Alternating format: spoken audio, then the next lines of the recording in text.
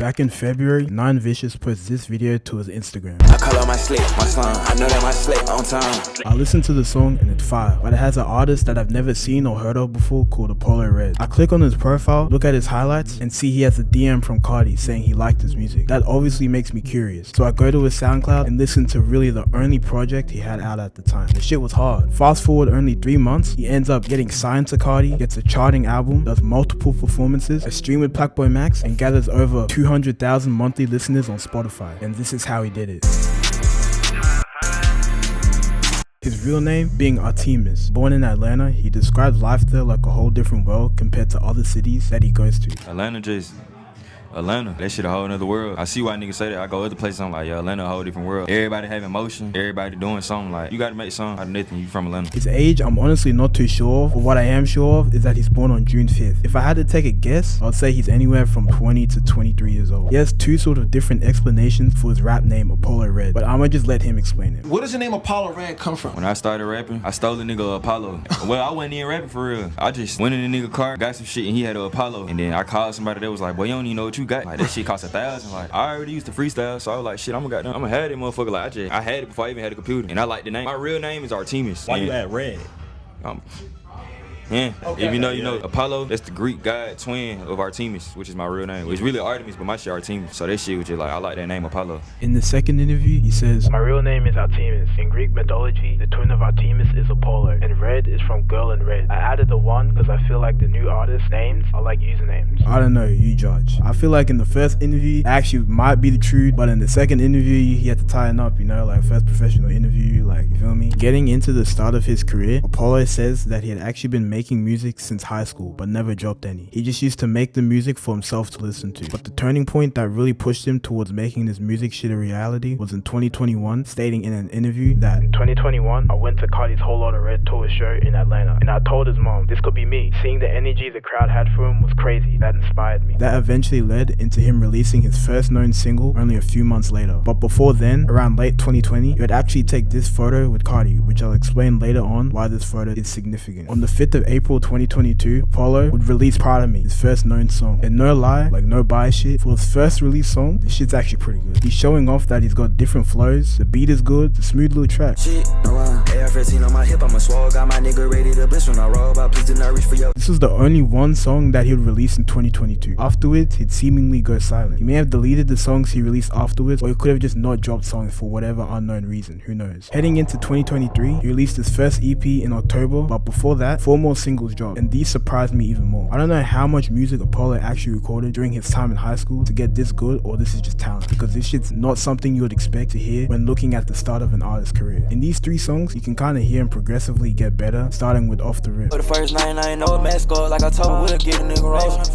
Think the shit again, I show. And then with R.I.P. Vivian, which I'm pretty sure is a tribute to the clothing designer Vivian Westwood, who passed away around the time this song was released. R.I.P. Vivian, about to style my bitch. Designer my shooter, he got a 5.56. And where about shots? This will also be his first known music video uploaded on June 6, 2023. The last single being 17 Summers, where yeah, he was going on this. Run out, get shot in your bed. I don't talk that nigga, little bro, just get back. He tried to triple cross me, but don't slime me. It would be another 5 months until he dropped his first EP titled Why Red on October 12th to Apple Music. And these would also be his last songs that I could find from 2023. Well, it's a 2-song pack, but I just call it an EP. The only 2 songs being hit different, which got a music video for it. And Magic School Bus.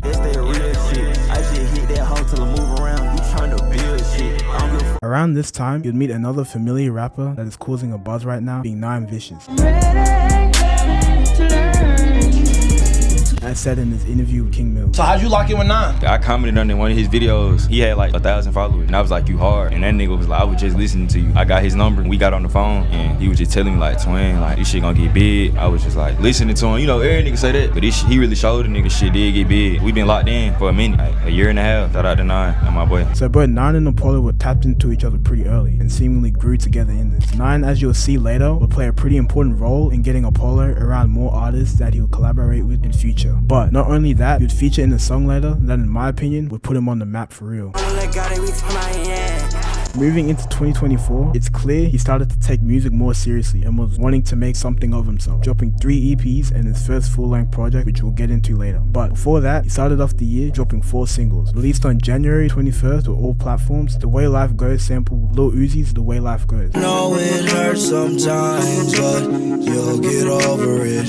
Yeah. About that shit that we had did, but you'll get over that. You might cry about your hoe got hit, but you'll get over. He was really just using softer, I wouldn't say melodic, but just more of a mellow pitch and flow. As of this recording, it has over 40,000 plays to SoundCloud. This was clearly a track that got more attention than usual. On P5, he showcased he had some bars for real though. He said, P shit, I'm a blood for life, put it in my face, I still can't see shit. P shit, I'm a blood, put it in my face, I still can't see shit. I told Polo. I'm like, hold on nigga, who wrote your shit nigga? Nah, I'm playing. But he was spitting on this. And lastly, Super Hot being the last single before releasing his second EP on May 9th titled Villain. A 5-track EP with the first track being Wait a Minute. It's gonna be alright as long as you by my side. When it hit past like 9, you can go outside. On the track, I can definitely say that Poe was using his melodies more. And that's mainly what this EP would be, with more slower beats and not so turn. Like on the song Me First and 27 Love. And I stay with the same gang, them my real niggas. I don't fuck with all these little lines. All that bullshit y'all niggas rapping while y'all selling that. How you want some smoke but ain't got guns like where y'all. Afterwards, he would release 4 more singles, including a first-time collab with Wildcard Uno called B5. I'm following my brother AP. God 21 and shoot like it be. I don't wanna see no cap at. Moving on to his next EP, Vamp Diary 1, this was definitely a more turned up tape. There were 2 songs that stood out the most to me, with the first being Hate Being Sober. Wait twin to take your role, even what you show your wrist for. You ain't want twin to fuck your bitch, then what you. The way this shit came in, this shit was turned. This shit caught me by surprise. As I mentioned before, the photo with Carti would actually be significant, and the reason for that would come to light on the song Favorite Plug, as here he reveals that this opium bitch, she all up on my dick, cause she heard that I'm Carti cousin. I don't know foreign language, I'm a. Yes, full blood cousins, stating in interviews that For the people who don't know, like, how are you related to Carti? My mama and his mama is sisters. Oh, word? Like blood sisters. Like, What's it like having the #1 influence in the world right now as your cousin? I don't look at him like that. He my cousin. He Right. look out for a nigga. Just tell him keep going. Got shit on the way, but that's all it is. Oh, yeah, I got shit in the way. That's all it is. Like, you feel me? With that being revealed, here's where Apollo says things slowly started to catch fire as people slowly realized that he was Carti's cousin. So when do you feel like shit started to catch fire a little bit? Shit, about last year in July. Niggas was tapping in. It was kind of early. Like, I ain't have no songs out like that. And then niggas started finding out, like, oh, this Carti cousin. The Summer I Turned Red, released on September 9th, would be his first full-length project with 17 songs. I don't know if it's the effects of people slowly finding out he's Carti's cousin or he made these connections himself, but his producer lineup for this album took a step up. Just to name a few, he had Soldier Spirits, Clayco, Guxon, and 2-9. There are a lot of songs off this that caught my ear, starting with Swipe. Real life, pop perk every day I feel like. Pop perk nigga be the chill type. I'm in love with my Phoenix Nights at 20 was a cool little laid-back track. I got real woe with my tie. I got Southside shooter slime. Tell them nigga get on my. Now YVL Anthem, this was the second song I ever heard from him, and this shit surprised me. For a second listen of Apollo, I'm like, yo, this nigga hard, bro. That little middle part of the song where he's like low-key on some like acapella shit, then he hit that Rick Ross ad-lib there. I'm like, nah, this nigga hard, bro. He hard. 12. I don't talk to these niggas. I fuck around and talk to myself. Fuck nigga drop. Lil Flame 2-9 would be his only feature on the song Vamped Up. I got my whole game vamped up. Come in the club and we act up. I am not calling for backup. Idolize, Stick Party, and Find Out were all hard songs. I had to take my nigga out the street, getting rich off violent crumbs. It's a violent night, then it's something. We turn that bitch to a stick party. These niggas cat, they be iCarly. Instagram, see with my big pants, that's that YBL shit. I'm so solid on the drill mission, I don't never tell. In Apollo, he don't be doing too much, he just does enough to match the vibe of the beat. And lastly, Bury Me in Diamonds was a real cool, smooth track. Attention to traffic, lost the speed through the red light. Try to spin it, way that 556 8 hit it. I think around the time he dropped this album, talks would definitely set in motion towards him getting signed, because he had the YVL, Vamp references heavy in his music. And then the album cover, there's even what looks like a little opium YVL logo in the corner. Obviously, he wasn't getting pushed heavy yet, because Carti was in the middle of rolling out his album during this time. But he was just waiting patiently, releasing music ready for when his turn does come, which wouldn't be too far away. He then dropped 3 singles, Gates, Totally, and Fiend, which would be a song from his final EP of 2024, being Bloody Anniversary. Released on the 14th of December, this EP was alright in my opinion. It wasn't anything super crazy compared to what he had already released. 2 songs standing out amongst the 6 songs to me were FWYB or Fuck With Your Boy, sampling K-Camp's Fuck With Your Boy. With your boy, fuck with your boy,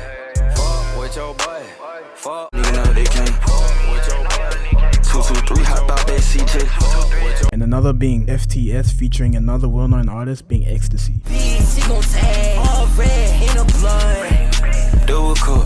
Leaving 2024, going into 2025, this year would be the year that his patience would pay off and his turn would finally come to be in the spotlight. Beginning with 4 singles, which 2 of I won't talk about yet because they will be in his next EP that I'll soon get into. The first of the 2 being Drug Love Demo. That shit broken, I say like, look what you done to me. I feel like these drugs keep. At this same time, another artist that I previously mentioned was making a lot of noise being 9 Vicious. And up until this point, despite them knowing each other for over a year, 9 and Apollo hadn't released any music yet. But on around February 17th, this would change with Apollo dropping his single, Red Flag. I'm really not hard to find it, nigga, they know I'm it. Boston Tea Party. And 9 would also post a music video to the song on his Instagram account. And to be clear, at this time, 9 was a lot bigger than Apollo. To put it into perspective, 9 had around 100,000 monthly listeners, and I can vividly remember looking at Apollo's account, he had around like 5,300 monthly listeners. And just keep this number in mind, because you're gonna see how quickly this is gonna go up in like a 2-month time span. But with 9 posting this, it would bring a whole new set of eyes onto Apollo. Getting into the song, I ain't gonna lie, I had this shit on repeat for like a good week. This shit had me geeked. This was the first time I even heard of Apollo, and this was a good introduction. A month after this collaboration, Apollo dropped his EP, Tantrum. Released on the 10th of March, Tantrum, the 5-song EP, would include 3 of the previously mentioned songs, Red Flag, Arm and Leg, and October Nights. This was a good EP. It was a short, straight to the point, just on some like, here, I'm gonna just give you guys some heat real quick and capitalize off the attention he was already starting to get. The first track, Blicky Blicky. Take your legs off, can't kick it with me. Catch my eye in traffic, he in that charger. It was a solid track, not really much to say on it, it's just a good track. Red Flag, we obviously already covered. Emo Hers, bro, this Von Perp nigga, I don't know what type of crack he be putting in his beats, but bro, this beat hard as fuck. We're done with the cup, but I went back to it. Damn, I'm a hypocrite. I don't even know what the hell y'all boy be. Now getting into the 2 tracks that he dropped earlier as singles that I skipped over, Arm and Leg samples Carti's 2018 leak Arm and Leg. I need an arm and leg, I need an arm and head, Carti ain't love it, leg. No Boston, I don't drive. I can't let it go, I got too much pride. And I'm watching everything both sides. Gotta It's pretty ironic him sampling his older cousin's shit and also being signed to him. I don't know, it's just ironic. But it's also a song I wasn't expecting to get sampled, considering it's a leak, but he family, so I guess he obviously got the green light. October Nights is very left field, tapping into his indie bag. fall with me. She wanna fall with me.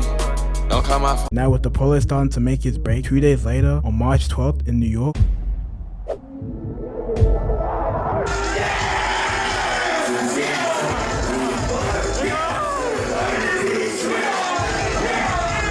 Apollo would have his first interview with King Mill and Duty before doing his first ever live performance at SOBs in New York, as part of 9 having his first live performance as well.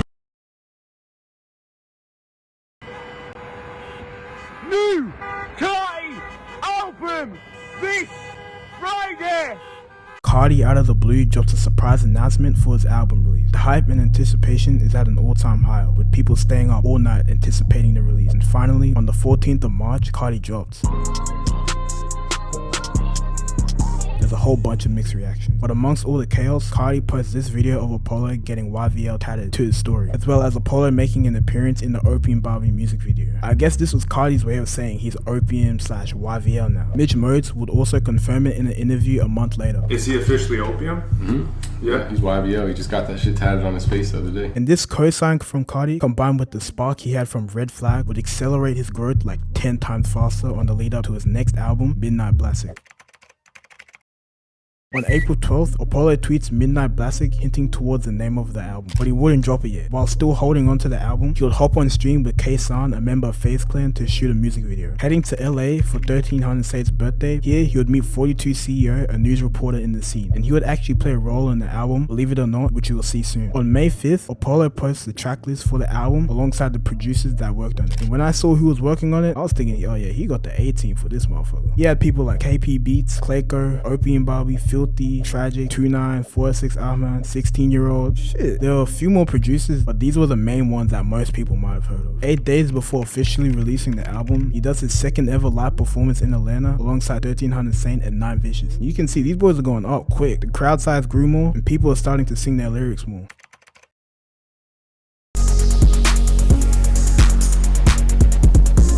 Finally releasing the tape on May 16th, this would be his first official drop on the YVL. Throughout his career so far, you can tell that part of his sound is inspired by one particular Uzi album, the most being Love Is Rage 2. And in a recent interview with OGM, or Our Generation Music, he states, "Definitely inspired by Lil Uzi Vert, Love Is Rage 2. That's one of my favorite albums. I want to bring that emotion back to the underground. Midnight Blasting was me reintroducing that sound." Obviously, the production was A1. He went on a 6-track run out the gate, starting with P. Brazy. Dirty beat, dirty stick, 30 club, everything 30. Disrespect the side, double low. I didn't even know Opium Bobby produced like that, but he hard though. Beauty Pageant was on some like harmonic shit. Montclair jacket is summertime, I don't even know why I copped it. Boy, that little red trap you talking. Georgia boy, you heard that Wake Up Filthy, you already know. Blick on anybody, this a block party. We got clocks in a bed, I don't Ready to Purge felt like a drug trip, like it's just crazy, like. listen, these niggas are bags. I would've seen young nigga in the truck. Play with the game, you get took out the milk. Hallucinating was just, I don't know, this shit was just beautiful, like. Money over everything, I put money on heads. You can't even say you really you know. Face Tattoos had a beat switch with the first part of the song sounding like this. You know that I'm selling it first. That bitch, she gon' fuck first night. No, she ain't not selling it. Okay. And before the beat switch is over, this is where 42 CEO will play a part getting sampled on the song before the beat switch is over. The next member. Wake up, filthy. Honest samples Lil Uzi's Feelings Mutuals. Told you that I love you first. Told you that I love you first. Ooh, nowadays I got. I'm on the black until it hot. I'm on the black until it dry. You know I'm queen of. And the last song that caught my ear was Drug Love Demo 2. Life on good. Hurt love, I get geeked up and we chillin' and we vibe. For being a new artist, he had quite a bit of success following the drop of the album. He debuted at 89 on the Apple Music Hip Hop Albums chart with over 500,000 plays in the first week. And just 9 days after dropping the project, he would jump from around 50k monthly listeners all the way to 100k monthly listeners. But the month of May wasn't over yet. To explain what he does next, we gotta switch over to Playboi Max. Tomorrow we in Atlanta. I'm gonna be in Atlanta for a little while, bro. This shit gonna be lit. I'm excited, bro. You feel me? Max would announce a trip to Atlanta spanning 1 week where he would do his popular In The Booth streams with artists.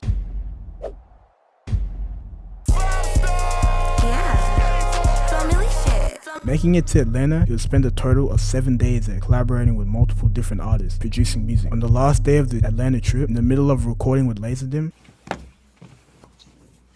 What going to it? Good. Nice to meet you. What going? Alright. What's up? What you straight? What going? Apollo and Sate would pull up to make music. I don't even think Apollo and them was supposed to originally come. I think they actually did just make that shit happen on the spot for real. Apollo, Saint, and Tanner made 2 songs in total, but only one of them would actually officially get released the following Friday on Max's Atlanta tape being Party. Take my shirt off, I'm flexing my muscle. Make his ass take a look through the muscle. I just switch on my hoes on the Out of this recording, he's teasing his next album being Mercury, with rumored features being Claro, 1300 Saint, 9, and Skywater. It was supposed to originally drop on June 5th on his birthday, but I think it got pushed back. He has previewed a couple snippets and talked about what the album will sound like, but this one snippet where he samples Pink and White by Frank Ocean,